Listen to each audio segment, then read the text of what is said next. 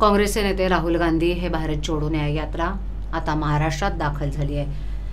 परंतु राहुल गांधी हे ठाणे जिल्ह्याच्या दौऱ्यावर येत असताना त्याआधीच जिल्ह्यातील महत्त्वाचे पदाधिकारी भाजपामध्ये दाखल होतील असा दावा भाजपाचे ठाणे शहर विधानसभेचे आमदार संजय केळकर यांनी केला आहे।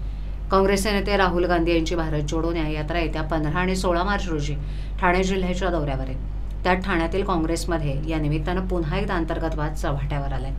दुसरीकडे आता राहुल गांधी येण्यापूर्वीच ठाणे जिल्ह्यातील काँग्रेसचे बरेचसे नेते पदाधिकारी हे काँग्रेसला सोडचिठ्ठी देणार असल्याचा दावा करण्यात आल्यानं उरली काँग्रेस देखील आता रस्सातळाला जाणार असल्याचं चित्र निर्माण झालंय।